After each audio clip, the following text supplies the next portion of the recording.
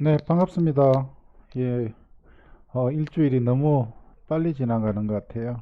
예, 이거 촬영을 갖다가, 이게 녹화라고 해야 하나? 촬영이라고 해. 녹화죠. 예, 녹화하고 나면 금방 또 녹화할 시간 다가오고, 예, 그런 것 같아요. 아, 이게 그 코로나 사태가 좀 진정이 되나 싶었는데, 이게 또 나오고 또 나오고 이렇게 그러는 것 같아요. 이렇게 좀 끝날 때까지 끝난 게 아니다라는 그런 말을 갖다 제가 몇 번 이렇게 강조해서 말씀을 드렸는데 정말 끝날 때까지 끝난 게 아닌 것 같아요. 저희 학원 같은 경우에는 지금 다시 그 문을 열어서 학생들이 지금 상당히 많이 이렇게 왔다 갔다 합니다. 그래서 제가 저기 저 뒤에 있는 저 문을 나갈 때마다 나가면서 나갔다 문 열고 나가다가 다시 들어와 가지고 마스크를 이렇게 쓰고 나가는 그런 이렇게 상황이 되어 버렸어요. 예. 조심하고 조심하고 조심해도 끝이 없는 것 같고 어쩌면은 이게 코로나 이전의 일상으로 돌아갈 수 없다 뭐 이런 얘기들도 있던데 이게 코로나가 이게 또 이렇게 유전자가 계속해서 이렇게 변형이 되나 봐요. 예, 변형이 돼가지고 변종 이런 것들이 자꾸 생겨나가지고 계속 이렇게 문제가 되는 것 같습니다. 그래서 이렇게 뭐 계속 조심해야 되는 것 같고요. 예, 그리고 뭐 경제, 관련해서도 경제적인 문제에서도, 많은 사람들이, 경제 회복이 어떤 경제 사정이 전체적으로 나빠져서 그런 것이 아니고 코로나 때문에 이렇게 생긴 거기 때문에 코로나가 안정이 되면 이렇게 V자형으로 이렇게 내려갔다가 V자형으로 이렇게 급속히 회복된다. 그렇게 전망을 했었어요. 전망을 했었는데 이게 경제 상태가 또 워낙 너무 안 좋아지니까 이게 V자, V자 이렇게 회복은 좀 힘들 것 같다. 이렇게 얘기를 갖다 하면서 이제 U자로 이렇게 얘기를 갖다 하고 그러다가 지금은 뭐 좀 말장난 같은데 나이키형으로 이렇게 회복이 될 것 같다. 그래서 이렇게 내려가서 아주 점진적으로 한동안은 그 답보 상태에 머물러 있다가 나중에 점점 이렇게 회복되는 걸로 그렇게 보고 있더라고요. 그래서 좀 많은 좀 암울한 소식들이고 그런데 우리나라만이라도 이렇게 빨리 회복이 됐으면 그래도 우리나라 쪽에서 뭔가를 할 수 있는 역량도 커지고 그래서 조금 우리한테는 기회였지 않을까라는 그런 생각들을 했었는데 그런 것들 또 이번에 그 이태원 그 사태 때문에 그렇습니다. 그래서 또 뭐 요즘에 그 성소수자들의 뭐 강제 아우팅 문제 뭐 이런 것들도 있던데 근데 그분들도 좀 부디 용기를 내셔가지고 지금까지 그 많은 그 사람들한테 좀 부정적으로 인식되었던 것들이 있었다라고 하면 지금 이렇게 적극적으로 나서서 그 검사에 협조를 해 주셔가지고 이때까지 일반 그 보통 사람들이 바라보는 그 시선 이런 걸 갖다 조금 더 낮게 그런 기회로 삼아 주셨으면 좋겠다라는 그런 생각도 해요. 뭐 홍석천 씨 그분도 지금 좀 용기를 갖다 내달라라고 이렇게 격려를 갖다 하시는데 제발 좀 협조를 갖다 해주셔가지고 나와 내 가족 나뿐만이 아니라 내 가족도 지키는 거잖아요. 예. 그리고 여러분도 우리도 저도 그렇고 저를 지키는 것뿐만 아니라 제 가족 지키는다는 차원에서 이렇게 신경을 갖다 조심을 갖다 해야 될 것 같아요. 저는 저기 농담으로 그런 얘기들을 많이 하는데 농담으로 어떤 얘기를 하냐면 솔직히 그래요. 제가 걸리는 거는 겁이 안 나는데 제가 코로나 걸린 상태에서 막 돌아다니면서 다른 사람들한테 이렇게 옮기고 다닌다. 그게 정말 오히려 더 겁나는 것 같아요. 참을 수가 없을 것 같아.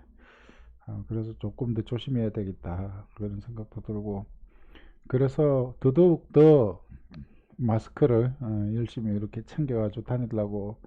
그래서 막 가방에 하나, 저기 주머니 하나, 막 군데군데 이렇게 마스크 집어넣어 놓고 그리고 가는 데마다 제가 이동하는 데마다 제가 학원에 뭐 집에 사무실에 다 죄다 이제 마스크를 이렇게 가져다 놓고 평소 때 손도 안 씻었는데 손도 이제 한 번이라도 더 씻으려고 그렇게 생각하고 있어요. 그래서 그 약국에서 파는 공증 마스크는 좀 사기도 힘들고 비싸기도 해서 그 인터넷으로 또 제가 또 이렇게 값싸게 일회용 마스크를 이렇게 주문을 갖다 대량으로 주문을 했더니 지금은 또 그게 또 가격이 올라가고 또 못 산다고 그런 얘기도 하더라고요. 그리고 또 이때까지 제가 썼던 공증 마스크 같은 경우에는 그 오래 산 게, 공증 마스크로 나오는 그 KF94 마스크 있잖아요. 그것도 제가 오래 산 게 아니고 작년에 이렇게 또 막 이렇게 뭉탱이로 많이 사뒀었어요. 원래 제가 그 야외 활동할 때 자전거 이렇게 좋아해가지고 자전거 탈 때 탄다고 몇 박스 이렇게 사놨는데 본의 아니게 이제 사놨던 게 그게 작년에 이제 자전거를 안 타다 보니까 이렇게 그걸 갖다 요긴하게 잘 썼고 뭐 그랬던 것 같은데 그렇습니다. 제가 이렇게 항상 이렇게 뭐만 하면 상황이 나빠지고 운이 안 별로 좋은 편은 아닌데 그 마스크랑 관련해 가지고는 미리미리 사두고 나면 가격이 폭등하고 뭐 그런 일도 있더라고요. 살다 보니까. 지금 그 무역 계약이 정형화예요. 무역 실무에서 그 뭐가 제일 중요해라고 얘기하면 중요한 것들이 사실 많기는 해요. 사실은 많기는 한데 그런데 어, 중요한 것들이 많은데 그걸 다 공부하기에는 시간이 너무 오래 걸리고 그리고 또 이렇게 상당히 또 내용들이 조금 제대로 하려 그러면 어려워요. 제대로 하려 그러면 어려운데 그러면은 그나마 좀 쉽게 하나라도 좀 배워두면 좋겠다 싶었을 때 그래도 그나마 좀 쉽게 볼 수 있는 게 인코텀즈예요. 그래서 무역을 할 때 무역 실무 수업을 들었다라고 하면 그래도 인코텀즈는 그래도 웬만큼 정확하게 이해는 못해요. 그 제대로 이해를 하려 그러면 이게 뭐 좀 그 쉽고 만만한 내용이 아니고 그 공부하면 할수록 또 어려운 부분들이 있고 그런 부분들이에요. 그런데 나머지 부분 또 이렇게 인코텀즈 말고 또 공부해야 될 만한 게 그 비엔나 협약이라는 것이 있어요. 그 무역할 때. 그래서 비엔나 협약 같은 경우에는 나라마다 서로 다른 나라의 사람들이 거래를 하는 거잖아요. 무역 거래가. 그래서 서로 다른 나라의 사람들이 거래를 하니까 어느 나라의 법이 적용되느냐 이런 문제가 생겨요.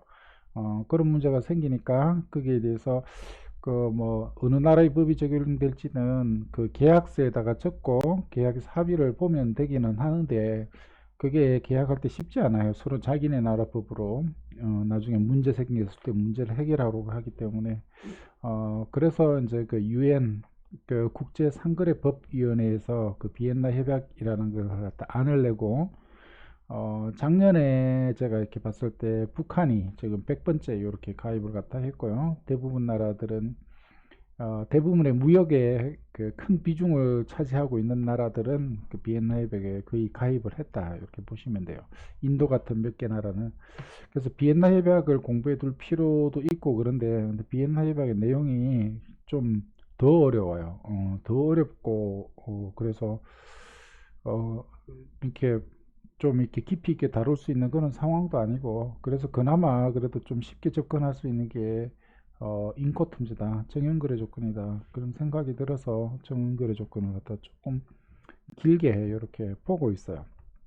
그 다른 학기에 비해서 어쩔 수 없이 또 이렇게 수업 시간이 많이 늘어나다 보니까 늘어난 시간만큼은 그 예전에는 쉽게 쉽게 가장 기본적인 핵심적인 내용들만 개념 설명만 하고 넘어가고 이런 것들이 있습니다라고만 소개를 하고 여러분들이 무역 현장에 나갔을 때 그런 거 들어봤어 이 정도 이렇게 해드리는 것이었는데 근데 이제 정형거래 조건에 대해서는 조금 그래도 이해도를 갖다 더 높이고 나서 갔으면 좋겠다라는 그런 생각들이 듭니다. 물론 이제 정형거래 조건도 둘 사이가 굉장히 멀리 떨어져 있고 서로 다른 나라에 있는 당사자까지 거래를 갖다 하니까 이동하는 과정에서 생길 수 있는 다양한 문제들이 생기고 그리고 법률적인 차이, 그 다음에 문화적인 차이, 언어의 차이 이런 것들로 인해 가지고 이렇게 예상치 못한 문제들이 막 생길 수도 있는데 이 정형거래 조건을 활용하고 정형거래 조건을 해석하는 규칙으로서 인코텀즈를 이렇게 적용하게 되면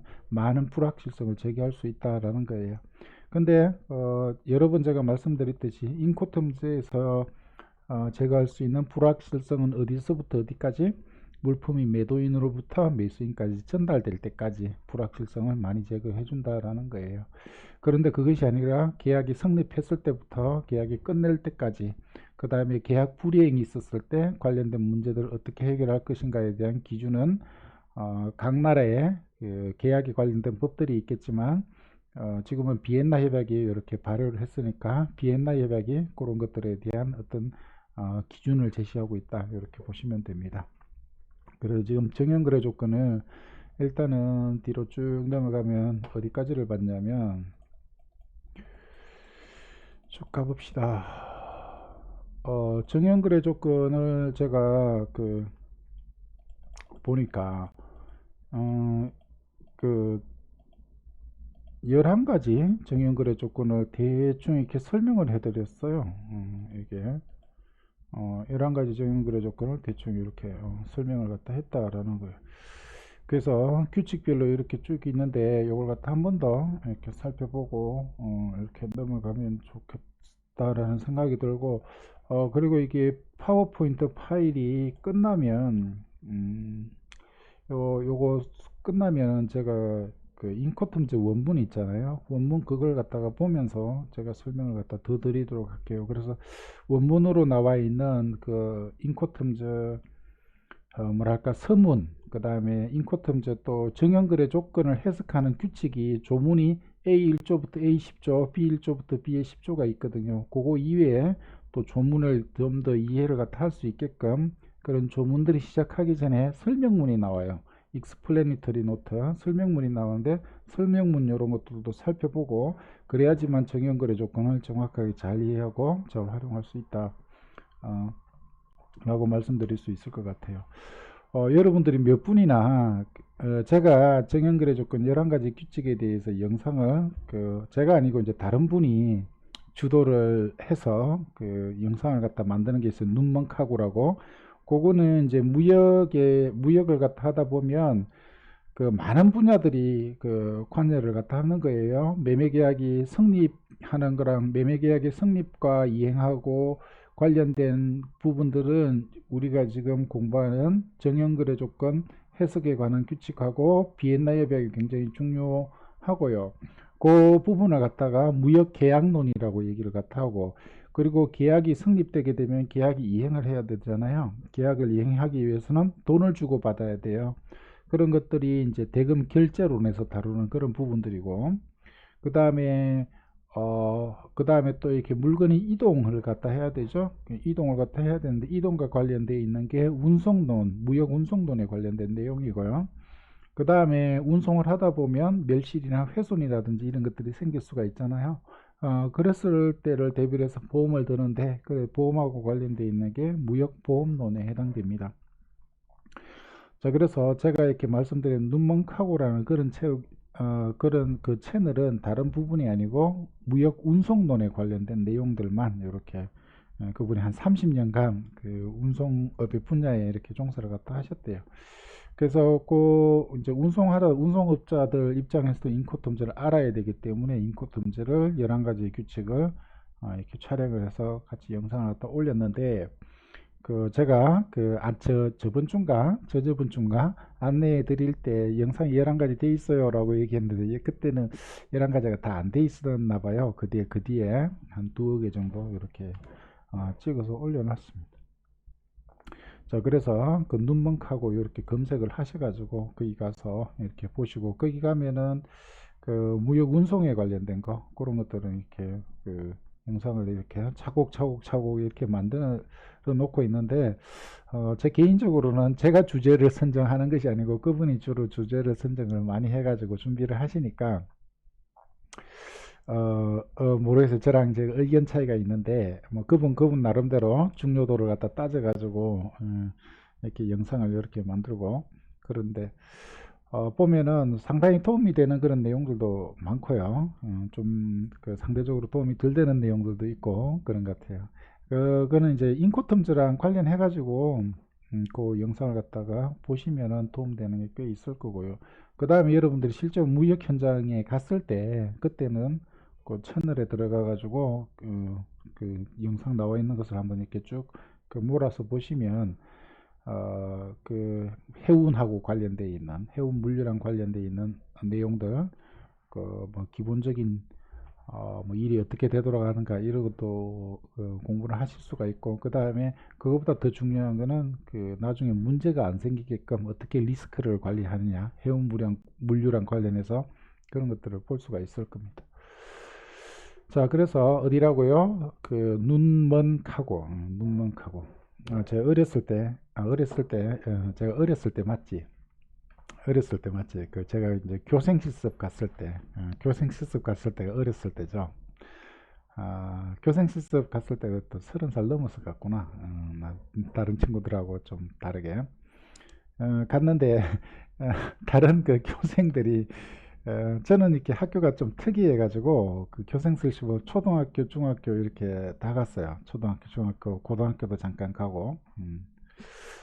원래 그 사범대 나오면은 이제 중학교 아니면 고등학교 가는데, 그 학교가 좀 특수성이 있어가지고, 이제 초등학교부터 이렇게 갔는데, 그 교생들이 뭐라 하냐면, 그 눈먼애가 있다, 눈먼애 그러는 친구가 있었어요. 그래가지고, 야, 이게 좀 그 불편한 학우가 있나 보다 이렇게 생각을 했는데, 나중에 그게 아니고 양쪽 눈 사이가 이렇게 좀 딴 사람보다 지금 그 사이가 좀 넓다고 하더라고요. 그래서 넓다고 그렇게 뒤에서 얘기를 갖다 해가지고, 그 참, 참 그런데 그게 이제 그, 그 해당 학생이 들으면 나중에 상처가 될 수도 있지 않을까, 뭐 그런 생각들도 이렇게 드는데, 하여튼 그 저기 사이트 그 유튜브 채널은 그 눈먼카고라는 채널이에요. 아직까지 그 홍보도 거의 안 하고 있는 실정이라서 이렇게 구독자가 많지는 않은데, 나중에 어느 순간에 이렇게 쌓이고 나면 이렇게 많이 늘 거라고 이렇게 생각을 합니다.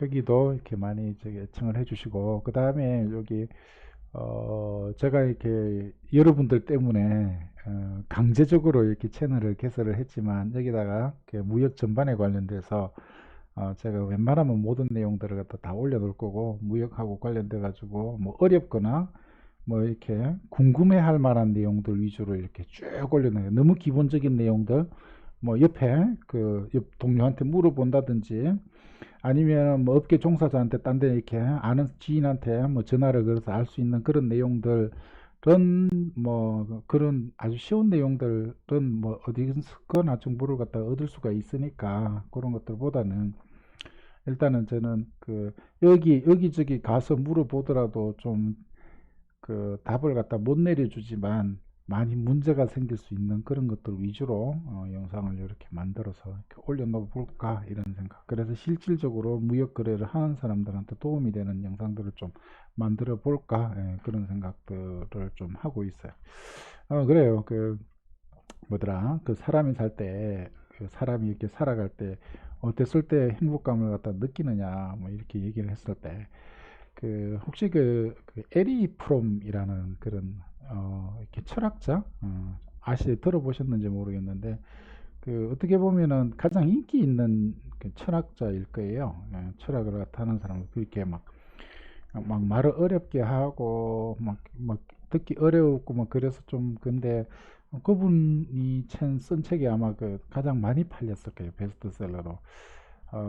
가장 대표적인 작품이 사랑의 기술이라고 해서, 아트 오브 러브, 사랑의 기술이라는 건 책을 이렇게 들고 다니면서 이렇게 보면, 이게 그걸 좀 이상한 눈으로 쳐다보는 사람이 있어요. 이상한 눈으로. 그래가지고 이렇게 사람 꼬시려고 전 책 들고 다니나 뭐 이렇게 보시는 분들이 있는데, 그거는 그 책은 인간의 본질에 대해서 이렇게 설명을 갖다 하고 있고, 사람이 어떻게 사랑을 갖다 할 것인가에 관련된 내용인데, 그 사랑이 어떤 그 이성적이고 누군가를 사랑에 빠지게 하고 누군가에게 사랑에 빠지는 그런 기술이 아니고요. 그런 것들이 아니고, 그냥 그 삶 속에서, 생활 속에서 사랑을 갖다 해가는 방법, 이런 것들을 얘기를 갖다 하고 있는데, 사랑을 해가는 방법에 대해서는 답은 전혀 주고 있지는 않아요. 그냥 사람이 이런 것들이다 라는 것이고, 말하자면 사랑은 어떤 그 뭐야, 마음의 감정의 상태가 아니고 행동이다, 뭐 이런 것들을 이렇게 보여주는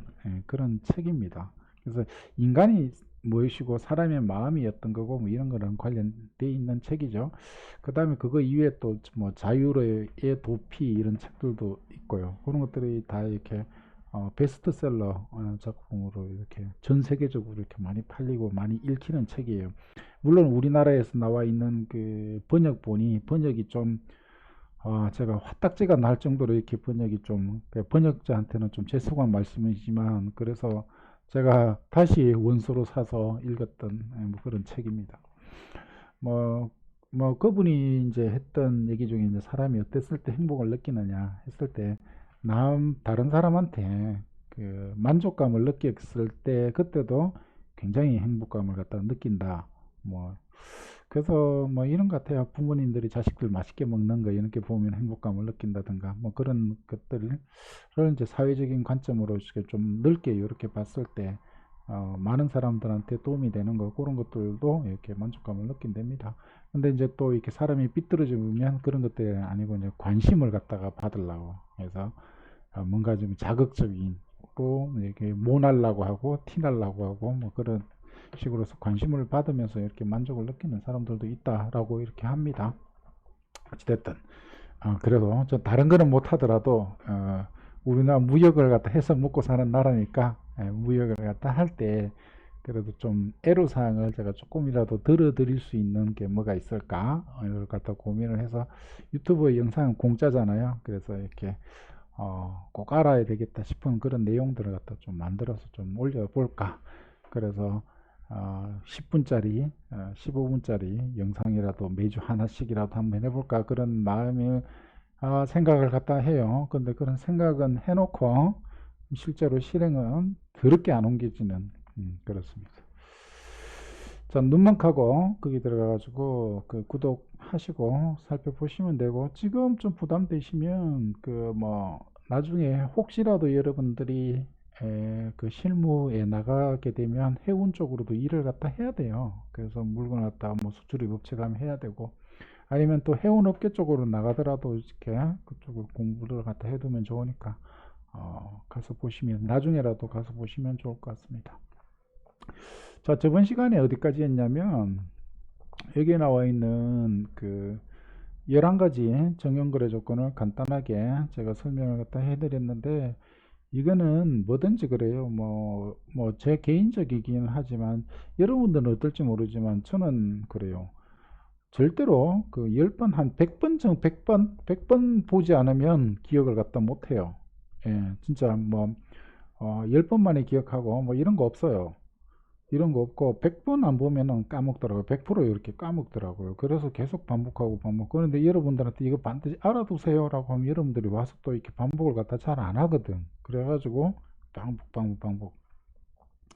그 옛날에 그 저도 이렇게 학교 다닐 때 그 영어 공부할 때 영어 단어 무식하게 외웠죠. 무식하게 외웠는데 쓰임새도 모르고 그 우리말 뜻만 막 새까맣게 적는단 말이야. 그래서 뭐 어떤 단어가 있으면 단어 적고 스펠링 적고 우리말로 적고 해가지고 막 50번씩 100번씩 한꺼번에 100번씩 50번씩 다 헛일이에요. 그죠?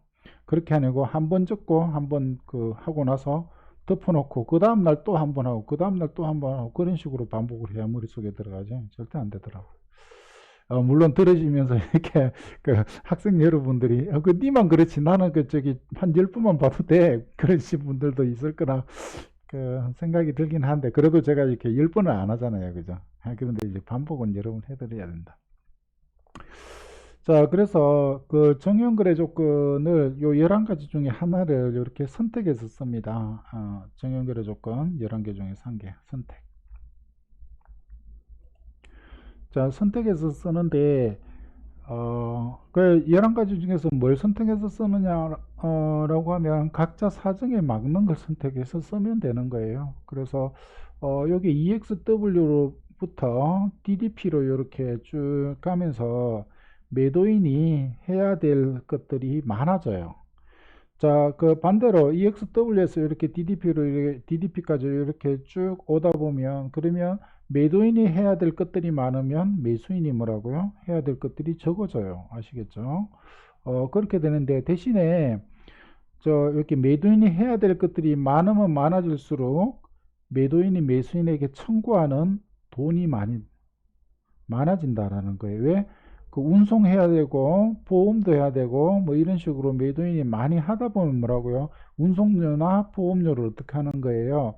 그 매매 대금에 포함시켜서 이렇게 청구를 합니다. 그렇기 때문에 EXW부터 DDP로 이렇게 갈 때 매도인이 해야 될 일들, 그 다음에 그 부담하는 위험 구간, 이런 것들이 점점점 늘어나요. 점점점 늘어나는데 대신에 뭐라고요? 청구하는 비용은 그만큼 점점점 높아진다라는 거예요. 그래서 EXW 때 매수인이 매도인에게 지급하는 금액이 제일 낮습니다. 제일 적은 금액을 EXW에게서 이렇게 지급을 합니다. 대신에 매수인이 뭐예요? 물건을 갖다 운반하고 그 다음에 수출 통관, 수입 통관부터 운반하는 모든 비용, 보험 비용, 뭐 선적 비용, 검사 비용, 포장 비용 이런 것들을 죄다 누가 부담하는 거예요? 매수인이 이렇게 부담해요. 왜? 매도인에게 주는 돈이 가장 작기 때문에 그렇다라는 거예요. 그게 이제 EXW부터 DDP로 이렇게 순차적으로 오면서 이렇게 그래요. 그런데 요 DPU랑 DAP는 순서가 이렇게 바뀌어요. DAP는 내릴 준비가 또 목적지에서 내릴 준비가 된 상태에서 인도를 하는 거고 요 DPU 같은 경우에 내려서 인도를 갖다 하는 거예요. 그래서 DPU랑 DAP랑 순서가 바뀌어야 되는데 왜 DPU가 먼저 앞에 나와 있냐면 여기 인코텀즈 2010에 여기 DPU가 DAT였어요. DPU가 DAT가 가지고 DAT 시절에 순서가 먼저 나와 있었어요. 순서를 배치를 갖다 잘못했었죠. 그래서 이렇게 되어 있어요. 그 다음에 밑에 보게 되면 FAS, FOB, CFR, CIF라고 되어 있는데 요거는 운송 방식이 해상 운송일 때밖에 못 쓰는 것들입니다. 요게 해상 운송일 때밖에 못 쓰는 것들이고 위에 나와 있는 것들은 뭐예요? 운송 방식을 안 가리고 그래서 해상 운송에도 써도 되고 육상 운송에도 써도 되고 항공 운송에서 써도 되고 또 복합 운송에서도 써도 된다라는 것들이에요. 자, 그런데 그러면 위에 나와 있는 것들은 다 써도 되고 밑에 나와 있는 것들은 그 해상밖에 못 쓰네. 뭐 이렇게 돼 있는데 그러면 그 보면 FAS 대신에 그 육사 그 컨테이너 요 얘네들 밑에 나와 있는 4개 있잖아. 얘네들은 컨테이너 운송에도 못 써요, 사실은. 근데 요즘에 해상 운송은 또 대부분 컨테이너 운송이고 그렇죠. 그래서 대부분 컨테이너 운송일 때 얘네들은 써지를 갖다 못 하는데 근데 무역거래 종사자들이 요걸 갖다 더 많이 쓴다는 게 문제라는 거죠. 아직까지. 그래서 굉장히 문제예요. 원래 인코텀즈 규칙을 분류를 갖다 할 때는 어떻게 분류가 되는 것이 맞냐면 앞에 페이지에 오면 EFCD 이렇게 분류하는 것이 맞아요. 그래서 EFCD 이렇게 분류하는 것이 이렇게 맞고 이렇게 분류를 갖다 하면 F그룹은 F그룹끼리의 공통점이 있고 큰 틀에서 공통점이 있고 작은 그러니까 세부적인 내용이 다르다. 그 다음에 C그룹 같은 경우에도 어떠냐면 C그룹도 뭐라고요? 큰 틀에서 공통점이 있고 세부적으로 다르다. D그룹도 큰 틀에서는 공통점이 있고 세부적으로 다르다. 그래서 원래는 EFCD 그룹으로 나누는 것이 뭐라고요? 합리적인 분류 방법이에요. 여기 합리적인 분류 방법인데 요거 이제 인코텀즈 2020에 보면 제가 원문을 보여드리면 인코텀즈 2020에서는 분류 방법들을 EFCD로 나누는 것들이 합리적이다라고 했지만 공식적인 분류법은 어떻게 나왔냐면 하나 더 넘어가서 공식적인 분류법은 EXW부터 이 뒤에 나와 있는 DDP를 하나의 그룹으로 보고 FAS부터 CIF를 또 하나의 그룹으로 2개의 그룹으로 이렇게 나눕니다. 그렇게 나눈 이유는 요 FAS, FOB, CFR, CIF 4개가 있죠. 요거는 해상 운송에 밖에 못 쓰는데 그리고 해상 운송 중에서도 컨테이너 운송에는 못 쓰는데 자꾸 사람들이 뭐라고요? 컨테이너 운송에도 쓰고 육상에도 쓰고 복합에서 운송에도 쓰고 하니까 제발 좀 그만 좀 쓰라 라고 하면서 뭐라고요? 요걸 갖다 4개를 갖다가 딱 떼가지고 해상 내순으로 전용으로 이렇게 분류를 갖다 해버렸어요. 제발 좀 해상 아니고 복합 운송이라든지 컨테이너 쓰지 마라고 이렇게 분류를 갖다 했지만 사실은 그 인코텀즈 규칙을 구분을 갖다 할 때 이론적으로 잘 구분을 갖다 하고 개념적으로 구분할 때는 이 F, C, D 그룹으로 나누는 것이 뭡니까? 훨씬 더 합리적인 분류법이다 라는 겁니다. 그래서 보면은 이 그룹 같은 경우는 다시 한번 설명을 갖다 해드릴게요. 아무리 설명을 갖다 드려도 아무리 설명을 갖다 해도 뭡니까? 아무리 강조를 해도 지나치지 않다라는 그런 생각이 드는 부분이라서 제가 지금 설명을 갖다 계속 하고 있어요. 자, 이 그룹을 한번 살펴볼게요. 이 그룹은 공장 인도 조건이라고 했는데 이게 수출지의 공장이에요. 항상 그 정형거래 조건인 세 글자 알파벳 세 글자로 되어 있다고 제가 말씀드렸어요. 알파벳 세 글자 다음에는 항상 뭐가 나오냐면 장소가 이렇게 나와요. 그래서 알파벳 세 글자 다음에 이렇게 괄호를 치고 괄호 안에 장소가 이렇게 들어가 표시되게끔 이렇게 되어 있거든요. 그래서 EXW 다음에는 보통 매도인의 공장이라든지 매도인의 창고가 여기에 기재가 돼요. 그래서 매도인의 공장이나 매도인의 창고에서 물건을 매도인이 놔둬버리면 매도 의무는 전부 다 끝. 아무것도 할 것도 없어요. 수출 통관마저도 매도인이 할 필요가 없어요. 그래서 수출 통관마저도 매수인이 이렇게 하는 겁니다. 그래서 우리나라는 외국인들이 들어와서 수출 통관을 할 수가 있어요. 우리나라에서 외국인이 들어와서 수출 통관을 할 수가 있다면 이따를 갖다가 다른 말로 얘기하면 매수인이 수출 통관을 갖다 할 수가 있는 것이 자유롭단 말이에요. 그런데 그 다른 나라들이 우리나라만큼 이렇게 자유롭냐라고 하면 그렇지 않아요. 여러분들이 그 우리나라를 어릴 때부터 어떻게 봤는지 모르겠네요. 뭐 동방의 작은 나라, 뭐 이렇게 이런 얘기를 이렇게 많이 들었었을 것 같은데 지금은 보면은 나라는 보면은 이제 인구 수, 그다음에 국토 면적 이렇게 봤을 때 작지요. 그런데 인구수로 따질 때는 또 그렇게 작지도 않아. 이거 우리가 5천만이니까. 그 좀 인구수로 따지면 한 또 우리나라가 또 좀 한 건 해. 근데 그 경제 규모 면으로 따지면 GDP, 명목 GDP로 따지게 되면 우리나라가 지금 한 11위 정도 이렇게 돼요. 굉장하죠. 11위 정도 이렇게 되고, 그런데 이제 우리나라보다 앞서 있는 나라들은 대부분 우리나라보다 인구가 좀 많아가지고 쪽수로 이렇게 밀어붙이는 나라. 그리고 법적으로 이렇게 보면 우리나라가 많이 개방돼 있고 오픈돼 있고 또 제도들이 다른 나라에 비해서 굉장히 이렇게 투명하다라고 이렇게 볼 수가 있어요. 그래서 우리나라가 이렇게 뭔가를 갖다 했을 때 법적인 안정성도 다른 나라보다 이렇게 굉장히 이렇게 뛰어난 편이에요. 그래서 제가 이렇게 수업하면서 제가 몇 번씩 이렇게 말씀드렸다시피 코로나 사태가 이렇게 끝나게 되면 우리나라가 아마 지금 그 우리나라 이상이 한 단계 더 이렇게 점프를 갖다 할 거라고 이렇게 보입니다.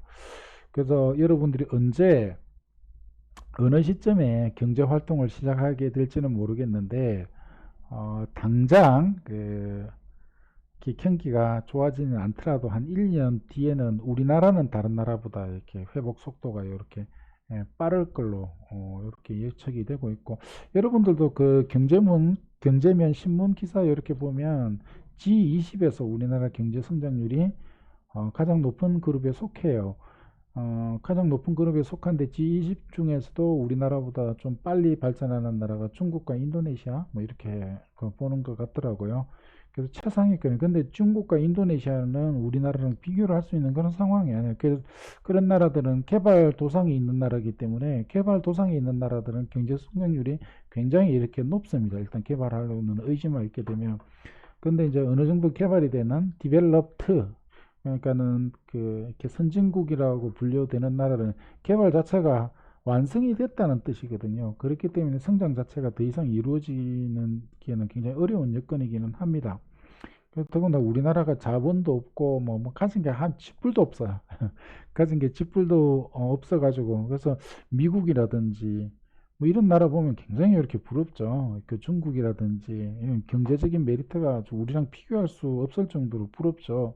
땅도 넓고 뭐 자원도 많고 옆에 있는 일본만 해도 아무것도 없다고 하지만 일본만 해도 우리보다 지금 땅덩어리만 해도 4배야. 인구만 해도 지금 2배 반이 되는 거고 그리고 지금 지리적 위치도 지금은 남북 관계가 지금 좋아지면 우리가 일본보다 지리적 위치가 굉장히 훨씬 좋지만 남북 분단인 상태에서 일본이 지리적인 위치도 우리나라보다 좋고 그러니까 우리나라 같은 경우에는 지금 그 보면은 모든 조건에서 최악의 상태예요. 모든 조건에서 최악의 상태. 그 뭐야 그 많은 사람들이 그 이스라엘 보면은 좀 지리적인 위치가 안 좋다. 그런 얘기들을 갖다 하는데 근데 이스라엘이 다 이제 보면 주위에 보면 아랍 국가들 적대적인 국가들로 이렇게 다 둘러싸여 있다 얘기를 갖다 하는데 근데 아랍 국가들 같은 경우에 둘러싸여 있는 나라들의 국력이 우리나라를 둘러싸고 있는 나라들의 국력하고는 이거는 비교가 급이 틀리단 말이에요. 우리나라 옆에 누구 있어요? 중국 있고 러시아 있고 일본 있고 급이 틀려요. 그런데다가 지정학적인 위치도 가장 불리한 위치. 그 다음에 우리는 자원도 하나도 없고 이스라엘만 해도 뭐예요 이렇게 유대인들의 그 어떤 전폭적인 지원, 미국의 전폭적인 지원 이런 것들이 있어서 또 우리나라랑 비교할 수 없을 정도로 유리합니다. 그럼에도 불구하고 참 그 우리나라가 여기까지 왔다는 게 참 대단하다는 생각이 들고 거기다가 또 우리나라가 다른 나라들에 비해서 법적인 투명성이라든지 제도적인 안정성 이런 것들이 좀 뛰어난 편이에요. 그래서 관세법 이런 것들도 보면 합리적이고 관세 행정 절차 이런 것들도 가장 선진적인 나라라고 이렇게 얘기를 갖다 합니다. 그래서 뭐 어떤 뭐 신문 기사 같은 거 보면은 이런 것들이 뭐또 언제 어떤 일이 터졌대 뭐 어떻대 하고 부정적인 기사들이 굉장히 많이 나온 것들이 있는데 긍정적이고 잘 돌아가게 되면은 그런 기사가 아예 안 나와 버리는 겁니다. 그죠? 그래서 그래요. 그리고 우리나라 언론 같은 경우 언론이 좀 성숙도가 지금 아주 이렇게 생각보다 떨어진다라고 생각되는데 언론에서 뭐예요? 좀 자극적인 것들을 이렇게 많이 써서 관심을 갖다 이렇게 받으려고 하는 그런 언론사들이 많아가지고 조금만 하더라도 이렇게 뻥튀기 해가지고 자극적으로 쓰는 그런 경우들이 있는데 법적인 제도적인 차원에서 우리나라 굉장히 선진적인 편이에요. 그리고 이번 그 코로나 사태를 맞이해가지고 우리가 뭐냐 그 대처를 갖다 해 나가는 그 제도라든지 시스템을 갖다 보더라도 옆에 있는 그 일본하고 비교가 안 될 정도로 우리나라가 체계적이고 체계적으로 잘 되고 있고요. 그 다음에 국민의 안전과 생명을 갖다 지키는 거라든지 그 다음에 국민들이 어려움에 빠졌을 때 국가가 국민들을 어떻게 돌볼 수가 있느냐 그런 측면에서도 지금 우리 코로나 사태를 보니까는 또 우리나라가 많은 나라가 없구나.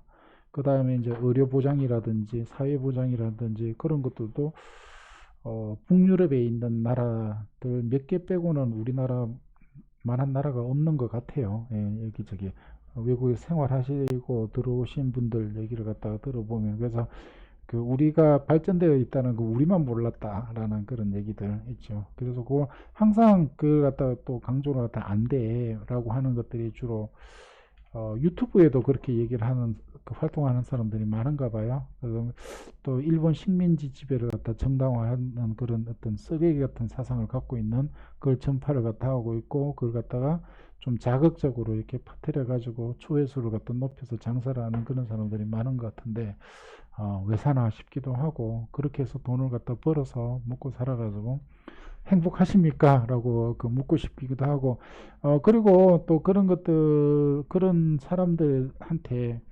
어떤 그 이론적인 배경이라고 할까 뭐 기초라든가 이런 걸 갖다 뒷받침 그 하는 분들이 누구냐면 그 일본 그 기업들의 장학금을 받은 그런 그 학자들이 그런 것들을 만들었어요. 그래서 꼭 보면 그런 기업체들이 그 미쓰비시 중공업이라는 그런 중공업 들어봤을 거예요. 거기서 그 일본의 과거사를 세탁하기 위해 가지고 전범기 미쓰비시 중공업 그런 데서 많은 돈을 갖다 이렇게 써서 그 특히 우리나라에도 그 모 교수 있어요. 뭐뭐 대연구소라고 뭐 그런 사람들이 뭐 이렇게 그 뭐라고 했지 뭐 뭐 반일 종족주의 뭐 이런 책도 쓰고 그런 사람들이 있습니다. 그 이제 보면은 저는 대놓고 뭐 기생충도 보다 못한 사람이라고 그 얘기를 갖다 하는데요. 물론 뭐 이거 보고 욕을 갖다 하는 사람들도 있겠지만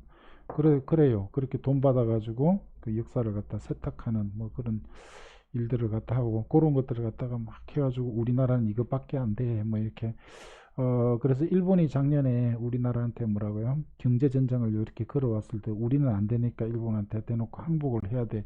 라는 그런 논리를 갖다 전파를 하는 사람들이 있었는데, 그런데 지금 1년도 미처 안 지났는데 대부분 어떻게 됐냐면 그 소재 부품에 대해서 국산화라든지 다변화에 거의 성공을 갖다 해 가는 것 같아요. 예, 그래서 우리의 재력을 너무 이렇게 무시하고 이렇게 깔받지는 않을까 그런 생각들도 이렇게 들어요. 어찌됐든 그래서 저기 EXW 하다 보니까 얘기가 그렇게 옆으로 갔는데 EXW 같은 경우에는 매도인이 아무것도 안 하고 물건만 공장에다 이렇게 딱 두는 거예요. 물건만 공장에다 이렇게 그 딱 두니까 매도인이 매수인에게 달라고 요구하는 청구 금액이 대신 낮다. 대신에 이제 매수인은 매도인에게 지급하는 금액이 낮은 대신에 어떻게 하는 거예요? 물건을 갖다가 자기가 직접 이렇게 가져가는데 필요한 모든 비용을 매수인이 직접 부담을 갖다 하고 모든 절차를 매수인이 직접 해야 되는 거고 그렇다. 그 다음에 이제 물건이 멸실이나 훼손에 대한 위험도 매수인이 전부 다 부담하는 것이 EXW 조건이구나 라고 이렇게 보시면 돼요. 자, 그래서 시간도 보니까 얼추 이렇게 수업한 내용은 없고 그 딴소리만 했는데 시간이 이렇게 꽤 지났으니까 잠깐 쉬었다가 이어서 하도록 할게요.